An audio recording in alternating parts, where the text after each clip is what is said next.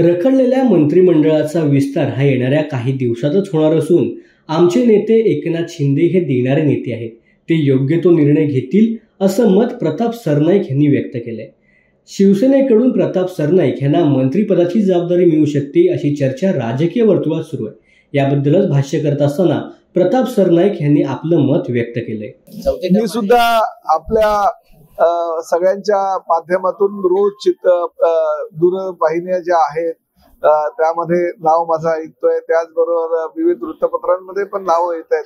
आपल्याला सगळ्यांना कल्पना आहे की 2009, 2014, 2019 आणि आता तब्बल 2024 साली तर जनतेनं मला या कोकणातून सर्वाधिक जे आहे ते मतदान केलेलं, म्हणजे 1,84,000 मतदान मिळाले आणि 1,08,000 पेक्षा जास्त मताधिक्य लोकांनी मला दिलेलं आहे.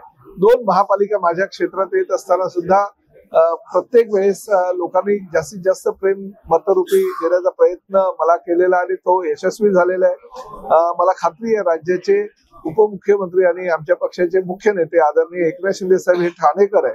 गेल्या वेळी जेव्हा ते मुख्यमंत्री होते तेव्हा आम्हालाही असं वाटत होतं की आम्ही मुख्यमंत्रीच आहोत, अशा आविर्भावामध्ये आम्ही वावरत होतो आणि तशा पद्धतीची कामं या शहरासाठी आम्ही करत होतो. ह्याही वेळेस निश्चितपणे जो काही मंत्रिमंडळाचा विस्तार आहे तो विस्तार लवकरच केला जाईल आणि एकनाथ शिंदे साहेब देणारे आहेत. तुम्ही सगळेजण ओळखतात. योग्य वेळी कोणाला काय द्यायचं हे त्यांना अतिशय चांगल्या प्रकारे माहित आहे. त्यांना काय कोणी सांगायची गरज नाही.